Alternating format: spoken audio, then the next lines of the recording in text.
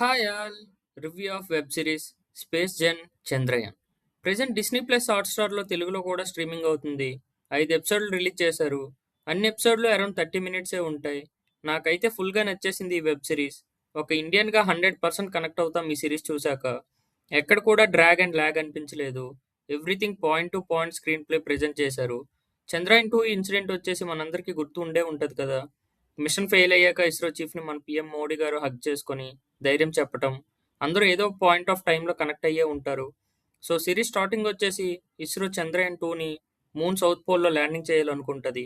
లాస్ట్‌లో technical problem వల్ల machine ఎలా ఫెయిల్ అయింది, ఫెయిల్ అవటం వల్ల మిషన్ కోసం బ్యాక్‌గ్రౌండ్‌లో పనిచేసే వేరే వేరే డిపార్ట్మెంట్ ఇంజినీర్స్ తర్వాత ఎలాంటి ప్రాబ్లమ్స్ ఫేస్ చేశారు.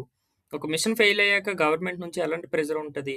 మెయిన్‌గా నావిగేషన్ డిపార్ట్మెంట్‌లో వర్క్ చేసే అర్జున్ అనే క్యారెక్టర్ ఎలాంటి ప్రాబ్లమ్స్ అండ్ సిట్యుయేషన్స్ ఫేస్ చేశాడు అనేది బాగా చూపించారు.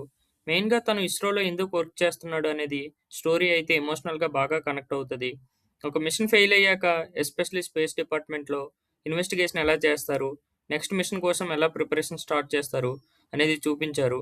చంద్రయాన్ 2 ఫెయిల్ అయ్యాక చంద్రయాన్ 3 కోసం వర్క్స్ ఎలా స్టార్ట్ చేశారు, దానికోసం ఎలా ప్రిపేర్ అయ్యారు, రియల్‌గా మిషన్ స్టార్ట్ చేసే ముందు సిమ్యులేషన్ అనేది ఎలా చేస్తారు, చంద్రయాన్ 2లో ఉండే ఇష్యూస్‌ని రెక్టిఫై చేసి ఎలా ఫిక్స్ చేశారనేది బాగా చూపించారు.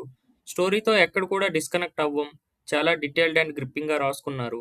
సో సిరీస్ లాస్ట్‌కొచ్చేసరికి చంద్రయాన్ 3 ప్రాజెక్ట్ కోవిడ్ వల్ల ఎలా ఎఫెక్ట్ అయింది, కంట్రీల మధ్య స్పేస్ వార్ ఎలా ఉంటది, దానివల్ల గవర్నమెంట్ నుంచి ఎలా ప్రెజర్ ఉంటది, ఫైనల్‌గా చంద్రయాన్ 3 ఎలా సక్సెస్‌ఫుల్‌గా ల్యాండ్ అయింది అనేది ఎంతో ఎండ్ అవుతది. సో ఓవరాల్‌గా చెప్పాలంటే ఈ సిరీస్ పర్సనల్ అండ్ ఎమోషనల్‌గా చాలా బాగా కనెక్ట్ అయింది. మస్ట్ వాచ్ అనే చెప్పొచ్చు. ఎక్కడ కూడా ల్యాగ్ డ్రాగ్ అనిపించదు. 'వీఆర్ ఆన్ మూన్' అన్నాక నాకైతే గూస్ బంప్స్ వచ్చాయి.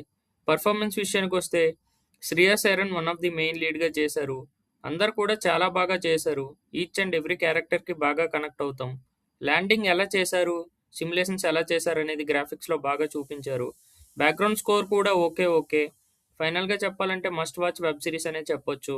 ఇలాంటి మరిన్ని మూవీ అండ్ సిరీస్ రివ్యూస్ కోసం ఛానెల్‌ని సబ్స్క్రైబ్ చేసుకోండి. Thanks for watching. జై హింద్.